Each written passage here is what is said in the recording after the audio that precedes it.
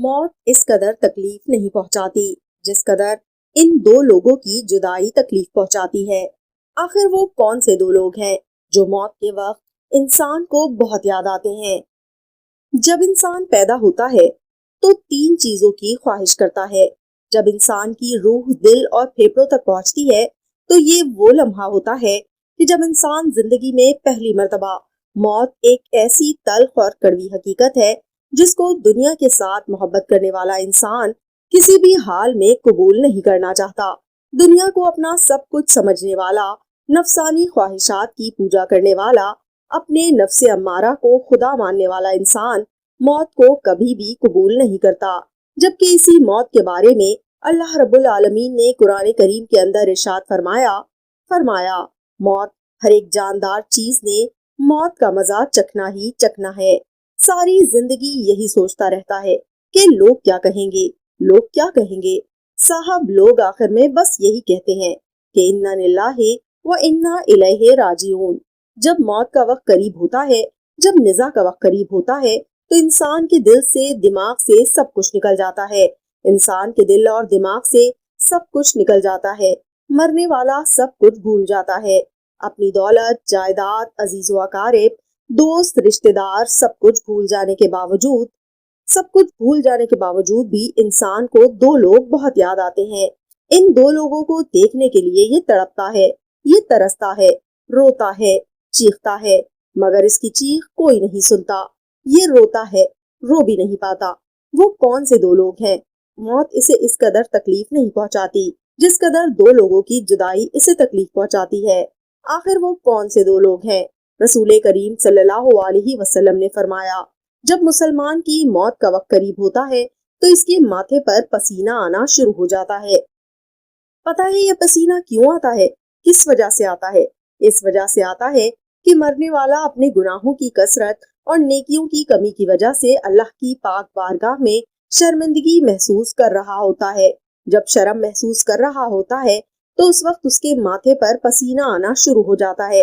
اور ایک دوسری روایت میں آتا ہے کہ جب مرنے والے کے نتنے پھولنے لگے اور ماتھے پر پسینہ آنا شروع ہو جائے تو یہ رحمت الہی کا نزول ہوتا ہے۔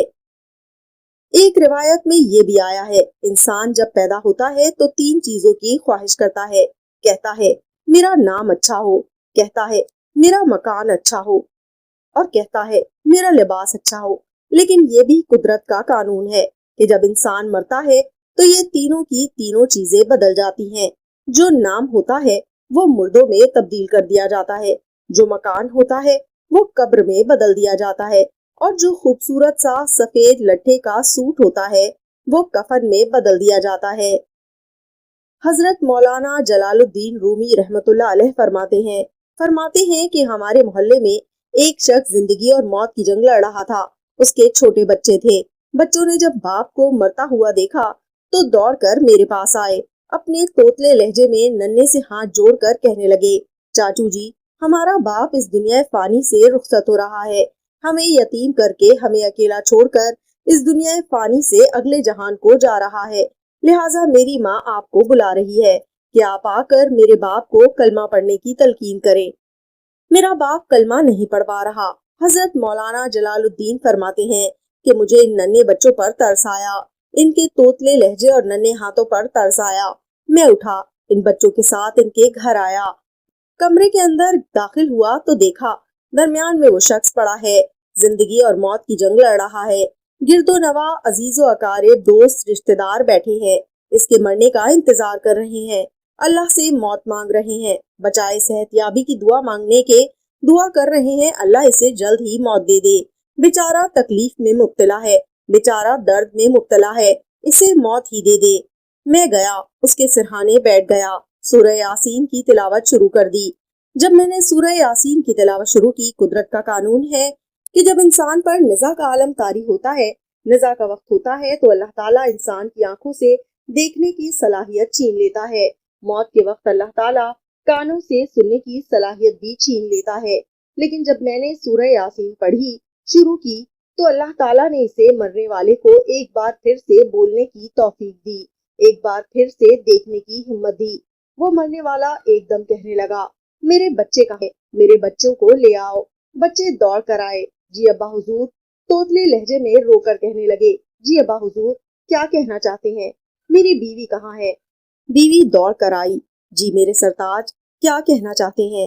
باپ نے جب بچوں کو دیکھا، بچوں کو دیکھ کر وہ مرنے والا کہنے لگا، بچوں، تمہیں دیکھ کر میرا دل رو رہا ہے، دل پھٹا جا رہا ہے، آنکھیں خون کے آنسو بہا رہی ہیں۔ میں سوچ رہا ہوں کہ میرے مرنے کے بعد میرے یتیم بچوں کا کیا بنے گا۔ آج کا انسان یہ تو سوچتا ہے کہ میرے مر جانے کے بعد میری اولاد کا کیا بنے گا، میری بیوی کا کیا بنے گا، لیکن یہ نہیں سوچتا کہ میرے مر جانے کے بعد میرا کیا بنے گا۔ اسے صرف اپنے بچوں کی ہی فکر لگی رہتی ہے کہ میرے مر جانے کے بعد میری فیملی کا کیا بنے گا، میرے مر جانے کے بعد میرے ان یتیم اور پیاسے بچوں کا کیا بنے گا۔ پتہ نہیں کوئی ان کی پیاس بجھانے کے لیے یعنی پانی کا گھونٹ پلائے گا یا نہیں پلائے گا، ان کی بھوک مٹانے کے لیے روٹی کا لقمہ کھلائے گا یا نہیں کھلائے گا، ان کا جسم ڈھانپنے کے لیے انہیں کوئی نیا کپڑا خرید کر دے گا یا نہیں دے گا۔ میرے عزیز و اقارب میں سے، دوستوں رشتہ داروں میں سے، بہن بھائیوں میں سے میری طرح کوئی ان کی فکر کرے گا یا نہیں کرے گا۔ اس کے بعد یہ شخص اپنی بیوی سے مخاطب ہو کر نصیحت کرنے لگا کہ میں تو یہ دنیا چھوڑ کر جا رہا ہوں، میں اس دنیا فانی سے رخصت ہو رہا ہوں۔ زندگی میں نے تیرے اوپر ہزاروں نعمتوں کی بارش برسائی، ہزاروں احسانات کی بارش کی، پر جاتے جاتے ایک چیز تم سے مانگنا چاہتا ہوں، جاتے جاتے مجھ پر ایک احسان ضرور کر دینا، میری وفا کا اتنا صلہ ضرور دینا کہ میرے مر جانے کے بعد میرے بچوں کو کسی اور کے حوالے نہ کرنا، میرے بچوں کو قرآن کے حوالے کر دینا، میرے بچوں کو دین کے حوالے کر دینا۔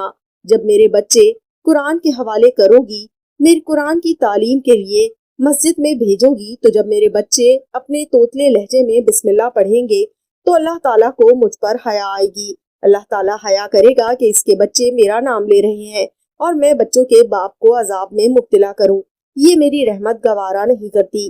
میرے بچوں کی توتلی زبان سے نکلا لفظ اللہ میری قبر کو روشن کر دے گا، بچوں کی توتلی زبان سے نکلی تلاوت الرحمن، القرآن، خلق الانسان، علم البیان، یاسین والقرآن انکا لمن المرسلین علی صراط مستقیم، میرے بچوں کی توتلی زبان سے نکلی قرآن مجید کی تلاوت میری قبر کو جنت کے باغوں میں سے باغ بنا دے گی، میری تاریک قبر کو روشن کر دے گی، مجھ گنہگار اور پاپی باپ کی بخشش کا ذریعہ بنے گی۔ اس لیے میں ہاتھ جوڑ کے یہ عرض کرنا چاہتا ہوں کہ میرے مر جانے کے بعد میرے بچوں کو قرآن کے حوالے کر دینا، میرے بچوں کو حافظ بنانا، انہیں عالم بنانا، انہیں دیندار بنانا، میری بخشش کے لیے بس اتنا ہی کافی ہے۔ اس کے بعد حضرت مولانا جلال الدین فرماتے ہیں، بیوی سے مخاطب ہی تھا، باتیں ہی کر رہا تھا کہ ایک دم اس کی زبان لڑکھڑانے لگی، اس کے ماتھے پر پسینہ آنا شروع ہو گیا، مجھے یقین ہو گیا کہ اب یہ مرنے والا ہے۔ اس کی زبان لڑکھڑانے لگی، اس کے دونوں ہاتھ کانپنے لگے، اس کے دونوں ہونٹ کانپنے لگے۔ جب انسان کی روح نکلتی ہے تو اس کا منہ کھل جاتا ہے، اس کے دونوں ہونٹ ایک دوسرے سے جدا ہو جاتے ہیں۔ انسان کی روح انسان کے پیروں سے نکلتی ہوئی اوپر کی طرف آتی ہے۔ جب انسان کی روح دل اور پھیپھڑوں تک پہنچتی ہے تو یہ وہ لمحہ ہوتا ہے، یہ وہ وقت ہوتا ہے کہ جب انسان زندگی میں پہلی مرتبہ شیطان کو دیکھتا ہے۔ ایک طرف فرشتے اسے کلمہ پڑھنے کی تلقین کرتے ہیں، دوسری طرف شیطان اس کے دماغ میں کلمہ نہ پڑھنے کے وسوسے ڈالتا ہے، غلط وسوسے ڈالتا ہے، بہکانے کے وسوسے ڈالتا ہے، گمراہ کرنے کی بھرپور کوشش کرتا ہے۔ اگر انسان نیک متقی پرہیزگار ہوتا ہے، اگر مرنے والا نمازی ہوتا ہے، تہجد گزار ہوتا ہے، اگر اس نے جیتے جی اللہ سے صلح کر لی تھی، توبہ کر لی تھی، تو اس کا دماغ اس کے نیک اعمال کے مطابق اسے کلمہ پڑھنے کی تلقین کرتا ہے۔ اور اگر انسان گنہگار ہوتا ہے، بدکار ہوتا ہے، بے نمازی ہوتا ہے، والدین کا نافرمان ہوتا ہے، والدین کو دکھ دینے والا، درد دینے والا، والدین کی عزت والی پگڑی خاک میں ملانے والا ہوتا ہے، بہنوں کا حق مارنے والا ہوتا ہے، مظلوم پر ظلم کرنے والا ہوتا ہے، تو پھر ایسا انسان شیطان کے مشورے کو قبول کر بیٹھتا ہے۔ شیطان کے بہکاوے میں آ کر، شیطان کی گرفت میں آ کر کلمہ نصیب نہیں ہوتا، موت کے وقت کلمہ نہیں پڑتا۔ تو حضرت مولانا جلال الدین رومی رحمۃ اللہ علیہ فرماتے ہیں، اس شخص کے مر جانے کے بعد کافی عرصے بعد جب میں نے خواب میں اس کو جنت کی وادی گھومتے پھرتے دیکھا تو میں نے وجہ پوچھی کہ بتا تو صحیح، آخر کون سی چیز تیری بخشش کا ذریعہ بنی؟ تو کہتا تھا میں بدکار تھا، سیاہکار تھا، خطا کار تھا، تو پھر تو کیسے بخشا گیا؟ جنت کی وادیوں میں کیسے گھوم پھر رہا ہے؟ آخر تو نے کون سا ایسا نیک عمل کیا تھا کہ اللہ تعالیٰ نے تجھے جنت میں مقام دیا ہے؟ تو اس شخص نے کہا، وہ جو میں نے اپنی بیوی کو نصیحت کی تھی کہ میرے بچوں کو قرآن کے حوالے کر دینا۔ میری بیوی نے میری نصیحت پر عمل کیا، میرے بچوں کو قرآن کے حوالے کر دیا۔ میرے بچوں نے جیسے ہی بسم اللہ الرحمن الرحیم پڑھی تو اللہ کو حیا آ گئی، اور اللہ نے مجھے عذاب سے بخش دیا اور مجھے جنت کی وادیوں میں داخل کر دیا۔ اللہ تعالیٰ مجھے اور آپ کو نیک عمل کرنے کی توفیق عطا فرمائے، آمین ثم آمین۔ تو دوستوں، میں امید کرتی ہوں آپ کو ہماری آج کی ویڈیو پسند آئی ہوگی۔ اگر آپ کو ہماری آج کی ویڈیو پسند آئی تو ہماری ویڈیو کو لائک کیجیے اور شیئر کیجیے، اور ہمارے چینل کو سبسکرائب کر لیجیے اور بیل آئیکن دبانا مت بھولیے، تاکہ اگلی ہر نئے آنے والی ویڈیو کی نوٹیفیکیشن آپ کو مل سکے۔ ملتے ہیں اگلی ویڈیو میں، تب تک اپنا رکھیے گا بہت خیال۔ اللہ حافظ۔